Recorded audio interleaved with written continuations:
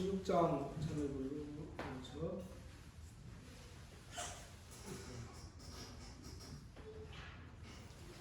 예배를 준비하겠습니다. 56장입니다.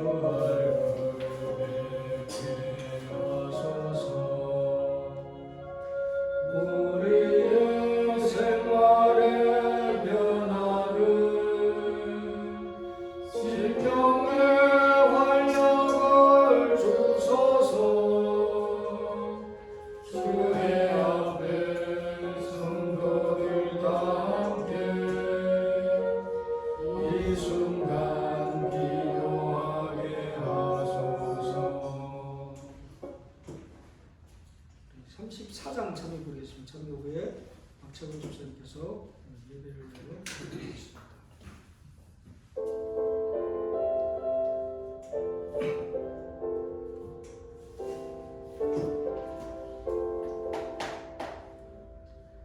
성소에 계신 하나님은 다 찬양하고 권능의 궁창거리에서도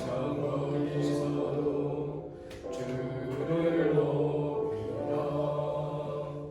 나팔을 불고 빗발을 들어 찬양해.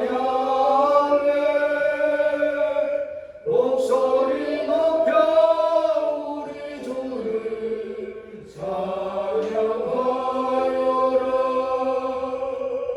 지극히 크신 하나님은 다 찬양하고 능하신 업적 바라보고 주를 높이라. 수금을 타고 소고를 쳐서 찬양해. 어깨 춤추어 우리 주를 찬양하여라. 생명을 주신 하나님은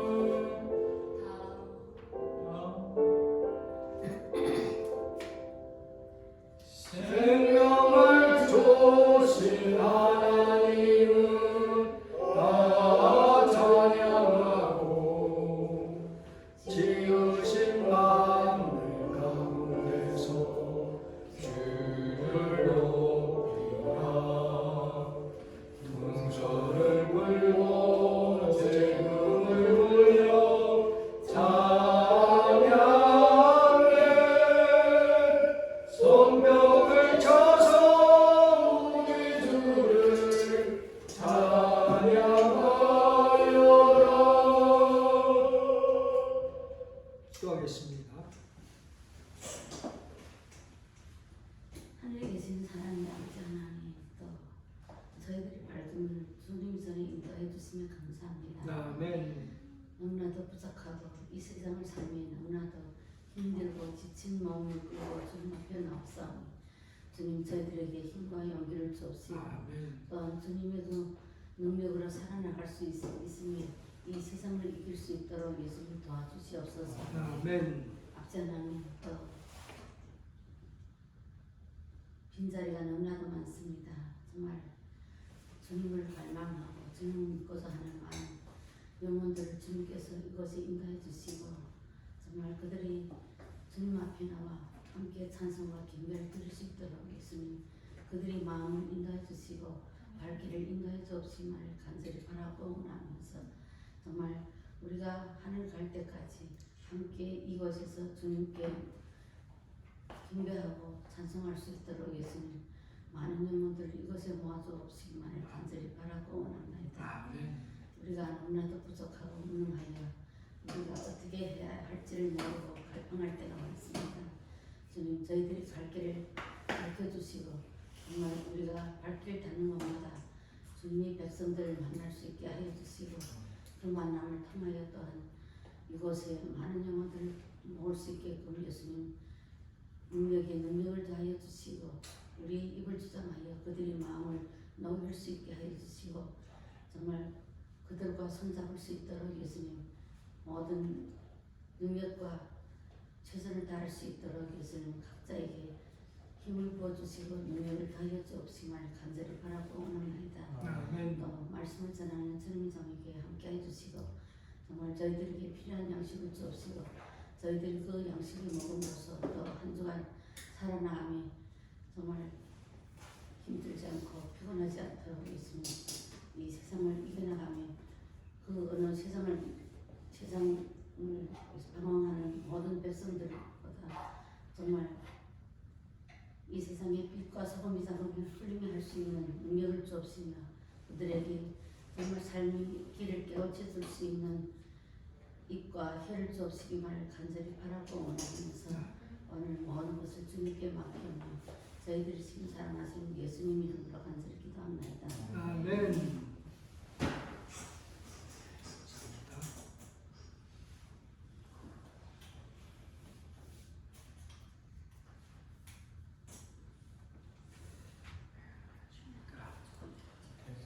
오늘 시간에는 계속해서 시대수마 22장의 요한의 토과 죽음이라는 주제로 함께 말씀을 살펴보겠습니다.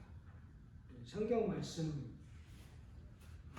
제가 한번 읽어드리겠습니다. 마태복음 14장에 있는 말씀입니다. 전에 헤롯이 그 동생 빌립의 아내 헤로디아의 일로 요한을 잡아 결박하여 옥에 가두었으니 이는 요한이 헤롯에게 말하되 당신이 그 여자를 취한 것이 옳지 않다 하였습니다. 헤롯이 요한을 죽이려 하되 민중이 저를 선지자로 여김으로 민중을 두려워하더니 마침 헤롯이 생리를 당하니 헤로디아의 딸이 연석 가운데서 춤을 추어 헤롯을 기쁘게 하니 헤롯이 맹세로 그에게 무엇이든지 달라는 대로 주겠다 허락하거늘 그가 제 애매의 시킴을 듣고 가로되 친부 요한의 머리를 소반에 담아 여기서 내게 주소서 하니 왕이 근심하나 자기의 맹세한 것과 그와 함께 앉은 사람들을 인하여 주라 명하고 사람을 보내어 요한을 옥에서 목베어 그 머리를 소반에 담아다가 그 여아에게 주니 그가 제 어미에게 가져가니라. 요한의 제자들이 그 시체를 가져다가 장사하고 가서 예수께 고하니라.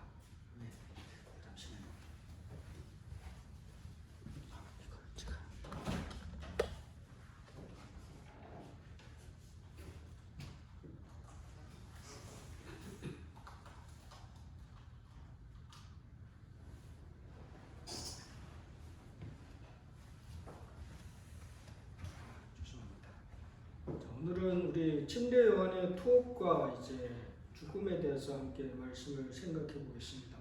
사실 하나님의 이제 예수 그리스도의 앞에 길을 예비하는 자로서 요한의 사명이 이제 끝날 때쯤 됐죠. 근데 요한은 정말 어떤 권력의 앞에 굴복하지 않는 그런 하나님의 기별이라고 하면 자신에게 닥친 어떤 어려움이나 역경일지라도 결코 굴하지 않고 나가서 전하는 그런 강인한 성격이셨죠. 그래서 결국에는 그 죄를 지적함으로 말미암아 요한이 투옥을 당하게 됩니다.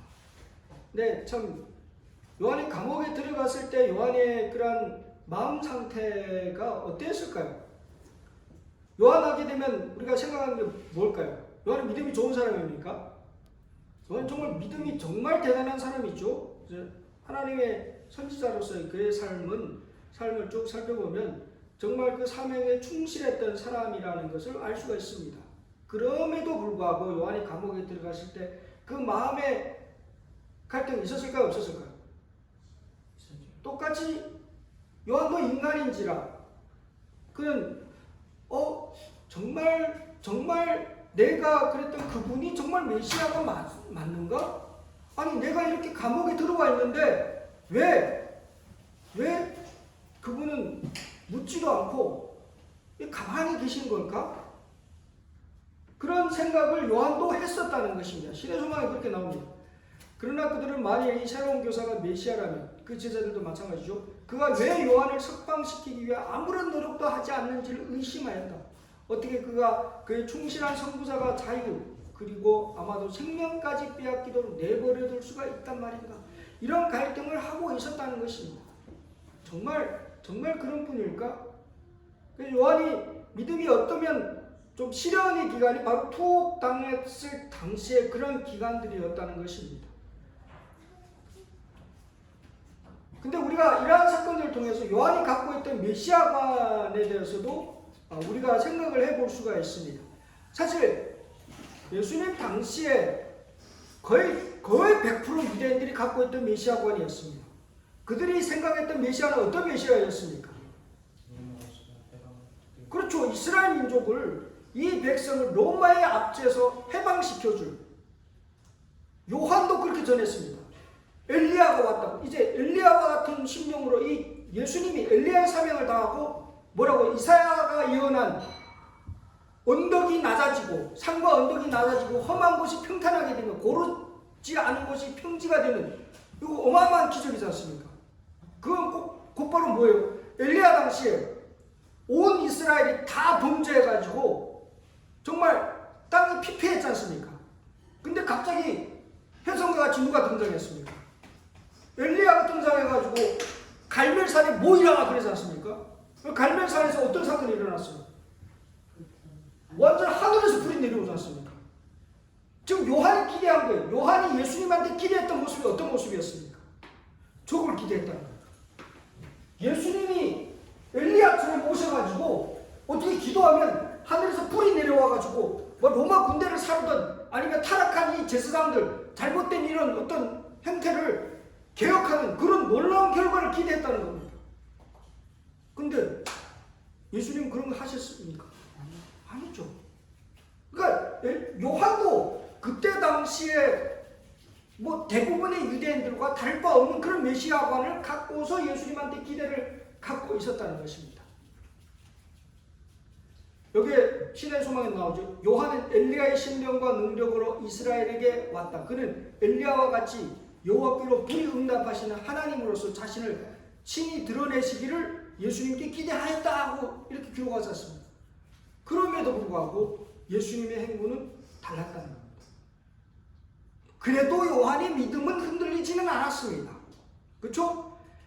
자기가 비록 감옥에 갇혀있고 예수님은 한 번도 감옥에 와서 자신을 직접 찾아뵙고 용기 주고 그러지는 않았지만 그럼에도 불구하고 요한은 확신을 가질 수 있었던 게 무엇 때문이었을까요?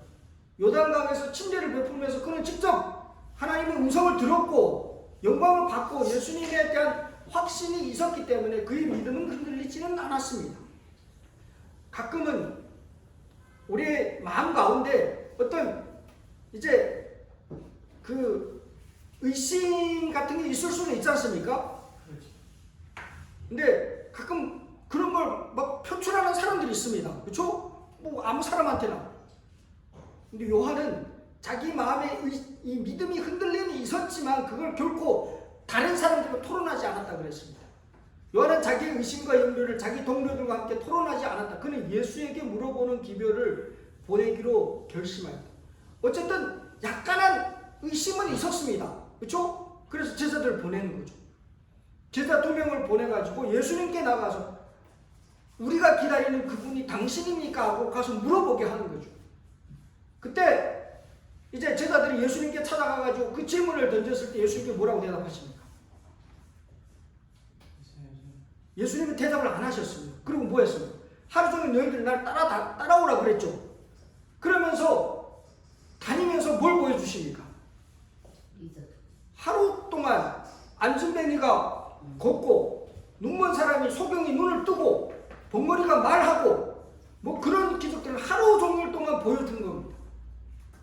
그러면서 뭐라고 합니까? 내가 본 것을 가서 요한에게 이야기하라. 다른 더 증거가 뭐가 필요하겠습니까? 그렇죠? 누구든지 나를 인하여 실족하지 않으냐 하는 자는 복이 있도다. 그의 신성의 증거가 고통당하는 인류의 필요를 채워주시는 가운데 나타났다. 그의 영광은 우리와 같은 낮은 처지에까지 내려오신 그의 겸비에서 나타났다. 엘리야는 엘리야의 사명이 있었습니다. 그렇죠? 침례요한은 침례요한의 사명이 있습니다. 예수께서는 예수님의 또 이 땅에서 오셔서 하실 일이 있었다는 겁니다. 어쩌면 우리들이 신앙과 우리들의 믿음의 기대가 내가 원하는 그 예수의 상이 아닐 수도 있습니다. 혹 잘못된 상을 갖고 있을, 요한도 그랬는데 그렇지 않습니까? 그렇지만 예수 그리스도께 대한 그 믿음, 그것을 실족해서는 결코 안 된다는 겁니다. 실족하지 않은 그가 결국 복이 있다는 겁니다. 결국 제자들도, 요한이 제자들이 예수님의 그 행보를 갖고, 사실 요한이 그러한 이제 침례 요한이 자기 두 제자들을 가리켜 가서 이제 예수님에 관해서 물어보라고 한 그 자체도 요한의 제자들에게는 어떤 것이었을까요?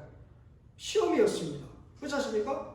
우리 스승님도 예수님에 대해서 약간 의심하는 거 아닌가? 진짜일까? 그런 걸 의심을 갖고 제자들도 갔었습니다. 그렇지만 예수님과 함께 그 하루의 경험을 통해 가지고 참된 메시아를 그 제자들이 봤습니다. 그리고 본 걸 그대로 가서 요한에게 증거를 한 거죠. 제자들은 그 기별을 전하였다.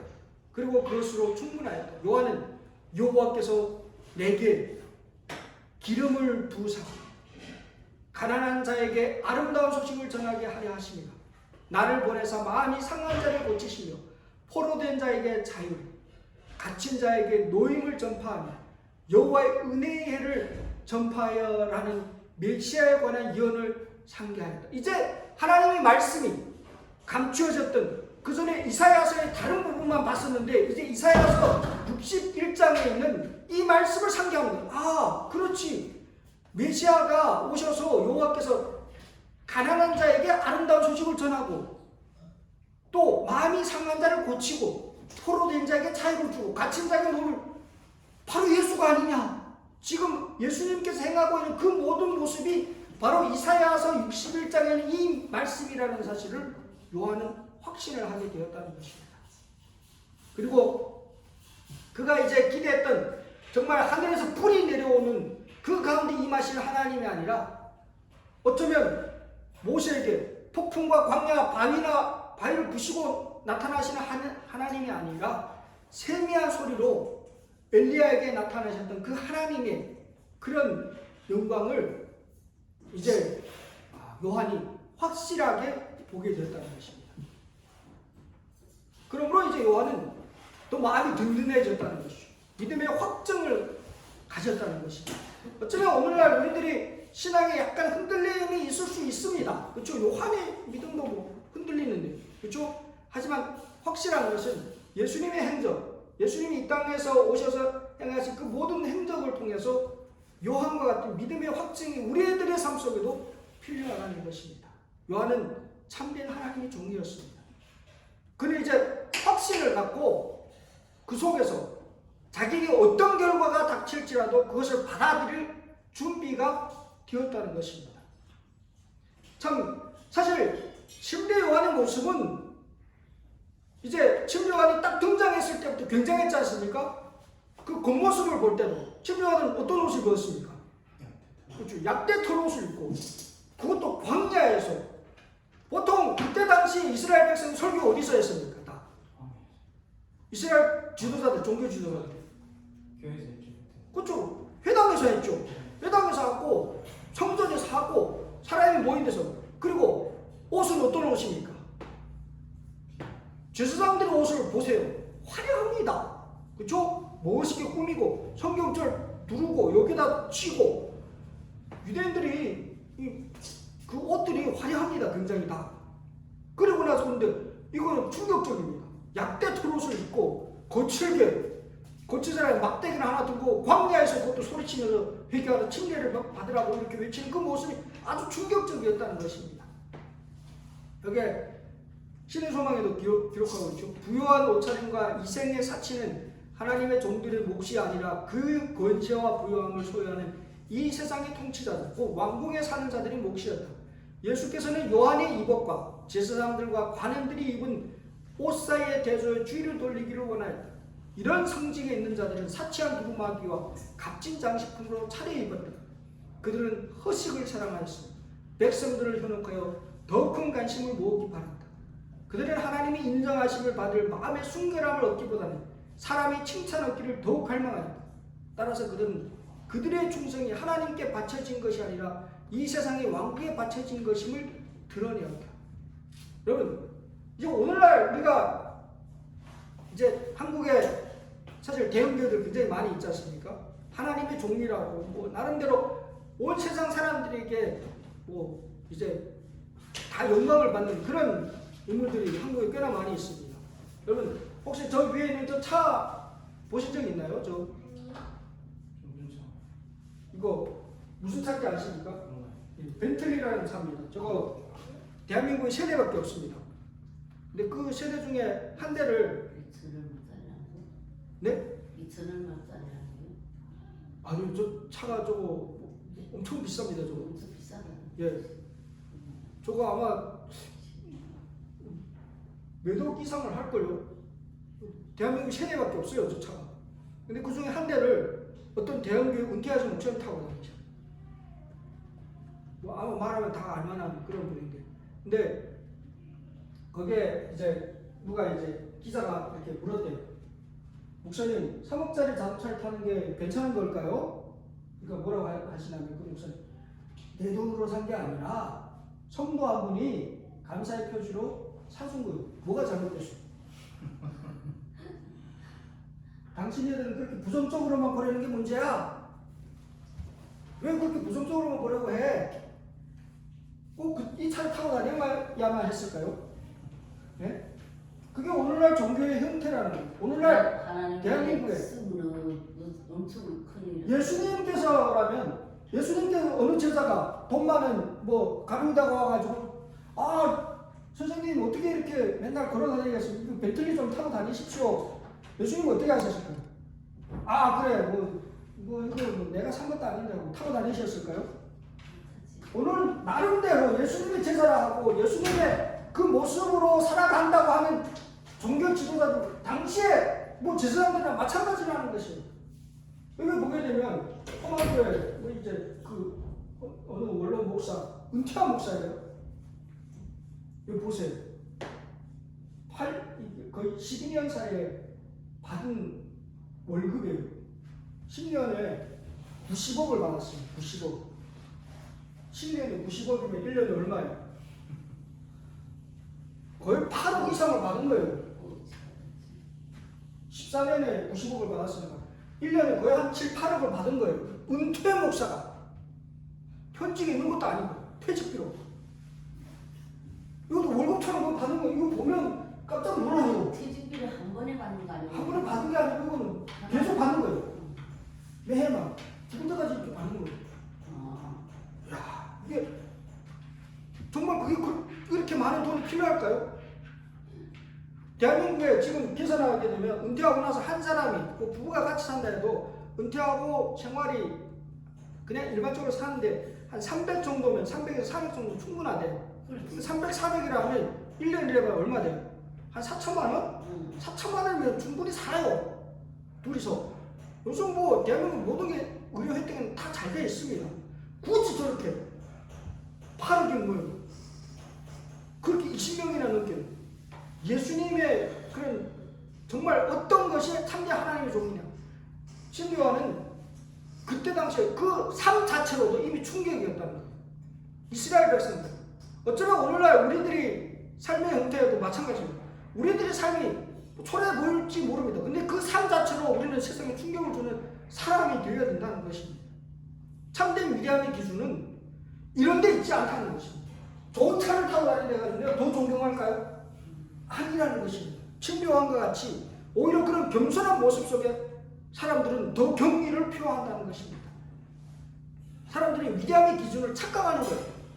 위대함의 기준이 어디에 있습니까? 돈에 있습니까? 위대함의 기준이 어디 명예에 있을까요? 위대함의 기준이 어디 권력에 있을까요? 권력에 집착하는 사람이 많지 않습니까? 요즘 푸틴도 우크라이나하고 전쟁을 일으키는 이유가 뭡니까? 권력에 대한 집착과 탐욕이지 않습니까? 지금 푸틴이 러시아를 지금 통치한 지가 거의 20년 돼요. 그렇지 않습니까? 그런데도 아직까지 끝까지 놓지 못하고 있고, 중국도 이제 시진핑이 올해 10월 달에 이제 재집권하게 되면 몇 년을 더 갈지 모릅니다. 그렇죠? 뭐 죽을 때까지 하려고 그러겠죠. 사람은 이런 것에 약하다는 것입니다. 근데 참된 위대함, 하늘이 평가하는 위대함의 기준이 무엇이냐 하는 거예요. 여기 나오죠. 하나님께서 가장 위대하게 보시는 게 어떤 것인가 하는 것이 말씀 속에 나옵니다. 하나님께서 높이 평가하시는 것은 도덕적인 가치이다 하고 분명하게 나옵니다. 그렇죠? 우리가 갖고 있는 가치 기준이 또 세상이 갖고 있는 가치 기준과는 다를 수 있습니다.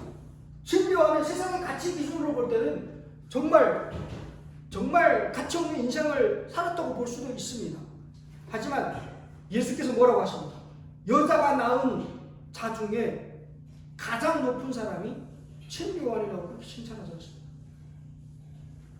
우리들의 가치 기준을 우리는 다시 한번 생각해 봐야 한다는 것입니다.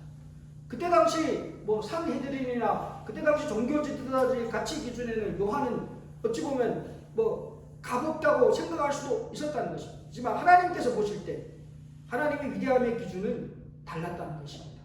신비와는 하나의 연결고리였습니다. 그냥 연결고리로만 이제 뭐 그는 흥하여야 되겠고 나는 쇠하여야 되겠다는 그 말씀 속에 이미 그것이 있지 않습니까? 요한의 일은 뭡니까? 단지 예수께로 안내하는 역할을 했다는 겁니다. 모든 사람의 시선이 누구에게? 내데 초점이 맞춰지는 게 아니고 예수께로 이렇게 초점이 맞춰지게 했다는 겁니다. 오늘날 우리가 하는 일이 그겁니다. 이 세상에 어떤 목사든 또 어떤 집사든 어떤 장로든 우리가 하는 역할이 뭘까요? 사람들 예수를 보게 만드는 거예요. 근데 요즘은 뭐예요? 대형교회 목사들은 자기 교주예요. 자기가 영광을 받으려고 해요. 자기가 사람들에게 존경을 받으려고 해요. 그렇지 않습니까? 그 뭐예요? 도둑질한 도둑놈이에요. 사단이 일을 하는 겁니다. 하나님의 일의 행보가 아니라는 것입니다. 우리는 어떤 일이 있든지 하나님께 예수님께 모든 걸 영광을 돌리는 그런 삶을 살아야 된다는 겁니다. 사실 우리가 지금 신의 소망을 공부하고 있지만 연신은 어떤 의미에서 그런 연골고리적인 역할을 하는 거죠. 근데 가끔 이렇게 우리 재림교회 안에서도 이게 뭐 연희신을 오히려 성경과 뭐 동등한 위치에 놓고 오히려 그 이상으로 이렇게 권위를 부여하시는 분들이 가끔 있어요. 근데 분명한 것은 바이블의 연희신의 이 연희성은 뭐예요? 작은 빛이라고 표현합니다. 그렇죠? 진리 요한이 자기 자신을 가리켜 작은 빛이라고 얘기하듯이 연희신은 그냥 작은 빛에 불과합니다. 결국 모든 연희신은 누구를 향하게 만드는 겁니까? 우리의 시선 예수께로 향하게 만드는 게 그게 이제 말씀을 우리가 이 연희 선물을 바르게 있는 시각적으로 바른 관점을 가져야 될 그런 관점이라는 겁니다. 그래서 신비요한도 연결고리로서 그 삶이 존재했었다는 겁니다. 어쩌면 예수 없는 신비요한의 삶은 성공한 인생일까요? 실패한 인생일까요? 여러분 세상에서 우리가 성공했다는 기준이 뭘까요? 우리 김바집 사람 성공하셨습니까? 세상으로는 성공을 못했죠. 그죠? 우리가 보게 되면 세상의 기준으로 우리가 보게 되면 우리가 뭐 이렇게 뭐 가치지. 우리 뭐 이번에 대통령이 된 윤석열 대통령 대한민국의 윤석열 대통령 성공했습니까? 성공했지. 엄청 성공했다고 사람들은 막 그러겠죠. 그 가문에서는 정말 이제 우리 가문의 영광이다. 그렇죠? 이거는 가문의 영광뿐만 아니고 윤씨의 그 종친에서도 어마어마하겠죠? 이게 종친의 영광이다. 전체. 그렇죠? 윤 씨의 이거는 영광이다 그렇게 생각하고 엄청난 성공했다고 그렇게 인정을 할 수가 있다는 것입니다. 그와 대비해 가지고 침례요한은 그럼 어떨까요? 성공한 인생입니까? 아니죠. 엄청 실패했죠. 그렇죠? 뭐 장가 갔는지 안 갔는지는 안 나옵니다. 그렇지만 분명히 장가 안 가시고 왜냐하면 SNF파였기 때문에 침례요한이 SNF파는 결혼한 사람들도 남녀가 따로따로 살았습니다. 결혼해도 거기에 가입되면 거기 SNF파 그 공동체의 삶은 금욕주의자들이에요. 결혼한 부부도 같이 합방을 못 했었습니다. 따로 살고. 그러니까 아마 침례요한은 결혼을 아예 안 했어요. 결혼 안 했으니까 당연히 자유도 없을 거고. 학교 분별한 거 나왔습니까? 그때 당시에 뭐 유명한 어느 라피의 밑에서 공부했으면 그것도 아닙니다. 그렇죠? 재산이 있을까요? 예수님과 뭐 다를 바 없으면 재산도 없었습니다. 그렇죠? 광야에 뭐 약대 털옷을 입고 나와서 광야에서 뭐 설교했던 사람이 뭐가 있겠어요? 그렇죠? 자녀도 없지, 뭐 가족이 없지, 학력이 없지. 그리고 젊은 나이에 죽었어요. 예수님보다 먼저 돌아가셨어요. 예수님하고 6개월 차이밖에 안 납니다. 그쵸? 이거는 예수님 십자가에 박히기 그 전, 3년 전이고, 나이가 몇 살 되실까요? 한 27, 8살. 그때예요. 근데 죽었어요. 그러면 인간적인 시각을 볼 때 뭐예요? 완전 실패한 인생이죠. 예수 빼면 어쩌면 보이는 게 없을 수 있습니다. 어쩌면 이렇게 선교사로 사시는 분. 대한민국의 초기로 이제 이분이 이제 은도도 선교사인데 대한민국에 제일 처음으로 1800년대에 들어와서 선교하셨던 분이에요. 저분들의 삶도 마찬가지죠. 엄청 힘들게 초기에 이게 선교사들은 정말 힘들게 개척을 했습니다. 그 가난한 말이 안 통하고 신앙을 다 배척하는 그런 사회에서 엄청나게 살았다는 것입니다. 그렇지만 뭐예요? 주님 메마르고 가난한 이곳 조선 땅 나무 한 그릇 시원하게 자라지 못하는 이 땅에 저희를 심으셨습니다. 맞습니다. 이분들이 이 땅에 심겨져서 결국 오늘날에 대한민국에 이렇게 하나님의 복음의 사역이 오늘날 우리까지 이르러 오게 되었다는 것입니다. 침례요한 같은 그런 분의 한 사람의 믿음의 희생이 있었기 때문에 결국에 오늘날 있었다. 어쩌면 오늘날 우리들의 모습을 보면 우리도 세상에서는 내놓을 만한 게 없을 수 있습니다. 자랑거리가 없을 수 있습니다. 그랬다 가지고 우리 인생이 실패했을까요? 아닙니다. 여러분 성공했어요. 정말 이 세상은 잠시 잠깐입니다. 너무 이 세상의 재물, 재산 죽을 때 갖고 갑니까? 삼성의 이건희가 뭐 얼마 전에 죽었는데 그분이 가시면서 그 많은 재산 한 푼이라도 갖고 갔습니까? 그냥 다 그게 자녀들이 어쩌면 또 짐이 될 수도 있습니다. 그 재산세만 지금 내느라고 몇 조를 내야 된다고 그러더라고요. 그게 무슨 의미가 있냐는 그거예요. 이 세상의 화려함이 그 가치의 끝이 어디에 있냐는 것이죠. 침례요한은 어쩌면 세상의 기준으로 볼 때는 정말 비참하기 짝이 없는 그런 인생이었습니다. 그런 침례요한을 예수님께서 뭐라고 하십니까? 여자가 낳은 중에 가장 가치 있고 가장 정말 위대한 사람이 침례요한이라고 말씀하고 있다는 것입니다. 왜 그럴까요? 침례요한은 하나님의 의의 편에서는 확고함을 가진 사람이었기 때문이라는 것입니다. 요한이 투옥된 게 왜 그랬습니까? 결국에 헤롯의 악행 때문에 있었습니다. 이 참 뭐 어찌 보면 좀 이제 좀 진짜 못된 왕이었죠. 자기의 남동생의 아내를 제수를 이렇게 데려다가 같이 살았죠.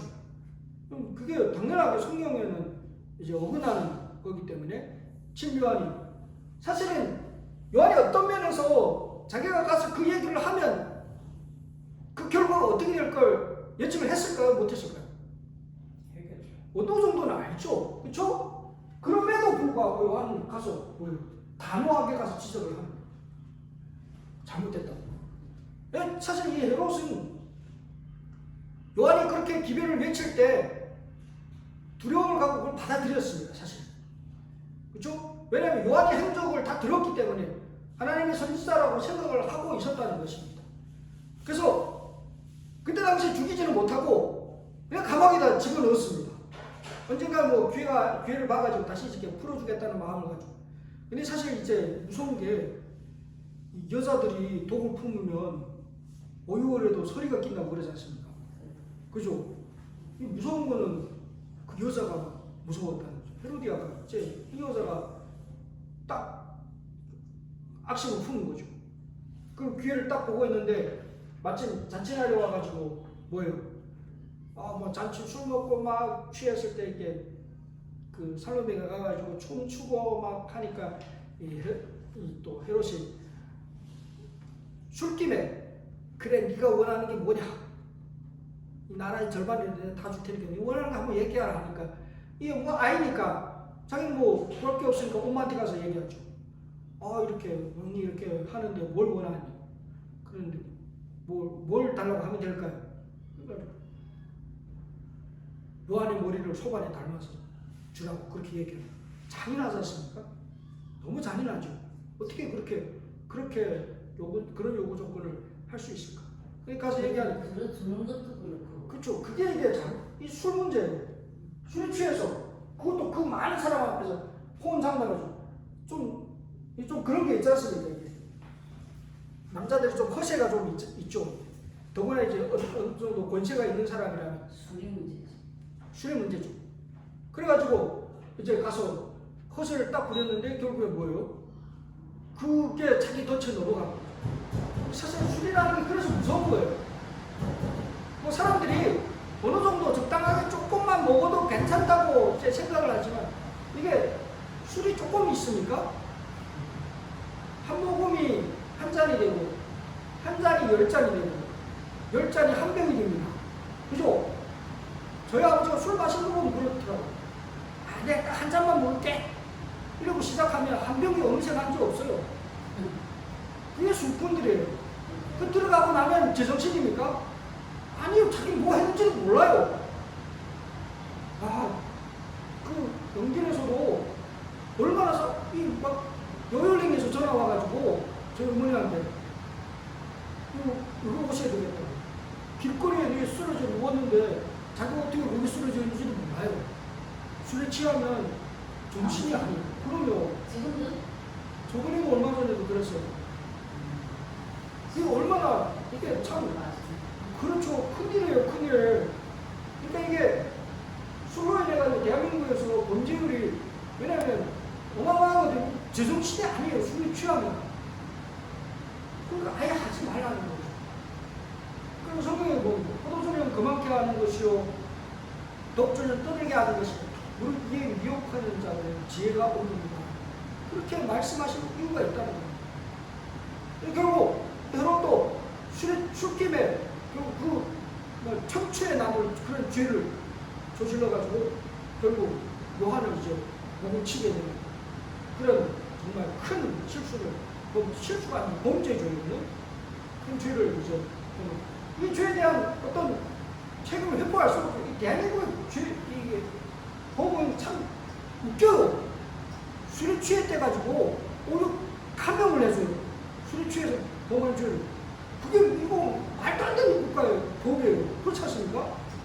아니 술 먹고 죄를 저질렀다고 정신이 없어서 그랬다고 그걸 오히려 감형해주는 제가 보기에는 대한민국밖에 없을 것 같아요. 그런 나라. 말도 안 되는 거죠. 아예 더 오히려 가중해서 패드를 판고 모자라를 파는데 안 된다는 거예요. 그래서 마귀가 이제 이런 딱고 약점을 이용해가지고 이제 진료원을 넘어뜨리고 있는 거죠. 사단은 항상 전략을 갖고 있습니다. 그래서 사실 어떻게 하면 하나님이 이를 저지할까 가장 취약한 점을 노리고 공격하는 게 사단의 계략입니다. 사실 예수님을 무너뜨리기 위하여 무너뜨리기 가장 이제 좋은 방법이 사단이 전략적으로 생각해요. 요한이 예수님을 위해서 길을 예비하는 자가 됐으니까 요한을 넘어뜨리면 예수님을 또 넘어뜨릴 수 있다는 생각을 갖고 결국에 어떻게 합니까? 요한 공격한 거예요. 감옥에다 집어넣고 죽이기까지 하는. 이게 오늘도 마찬가지예요. 마귀가 항상 우리들이 가장 취약한 점을 딱 공격하는 거예요. 그런 시험들을 통해 가지고 넘어뜨리고서 애를 쓰는 게 그게 사단의 전략이라는 것이죠. 근데 하나님께서는 오히려 그 일을 통해 가지고 하나님의 역사를 역으로 일으키십니다. 요한의 순교는 어쩌면 오늘날 우리에게까지도 굉장히 위로가 되는 하나의 사건이었다는 것입니다. 그렇지 않습니까? 사실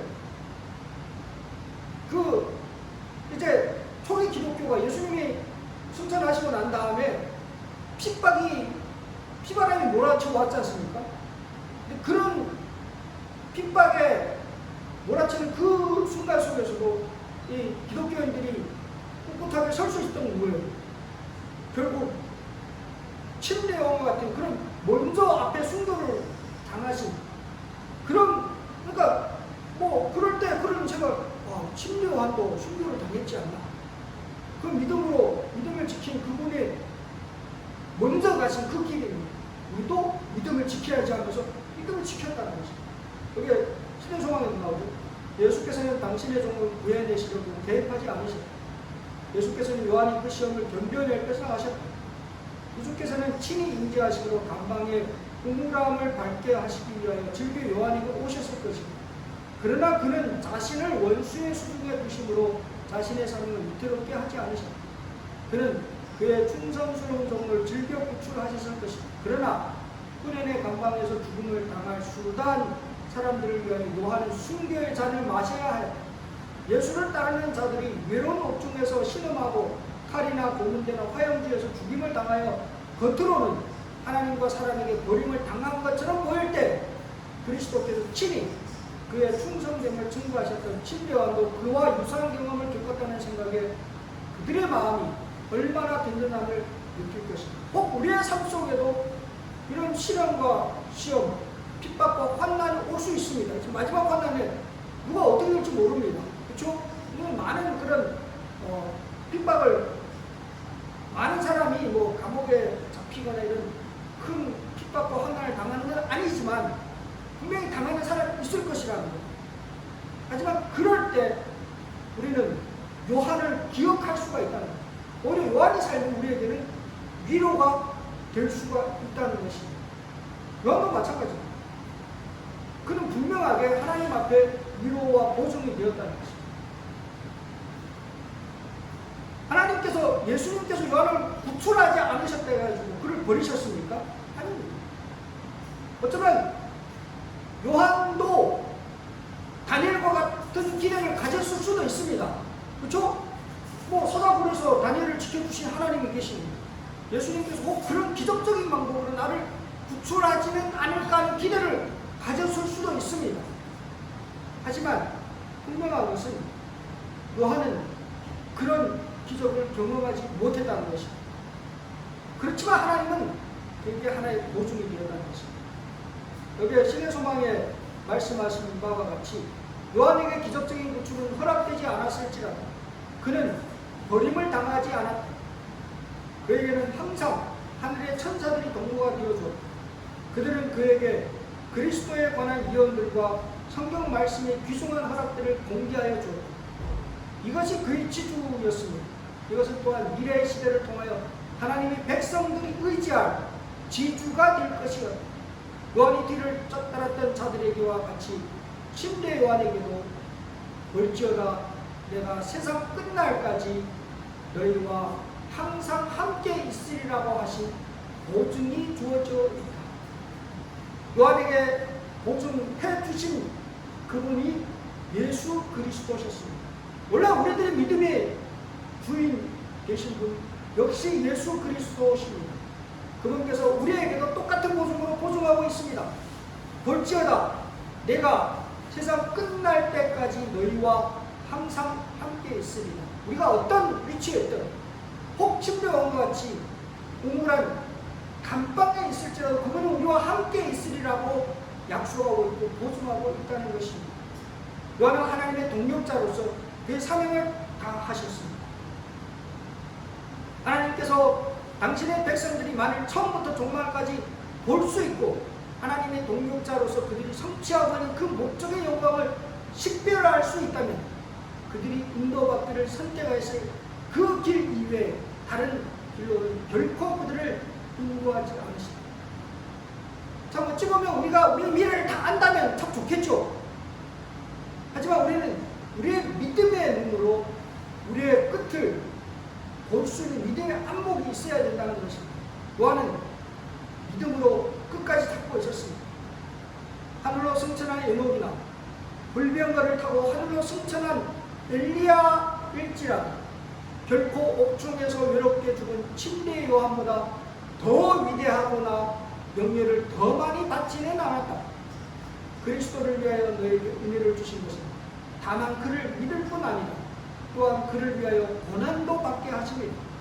그리고 하늘이 사람에게 주실 수 있는 모든 선물 중에 저 그리스도와 더불어 그의 고난에 동참하는 것이 가장 가치 있는 신임이요 가장 높은 영예인 것이다.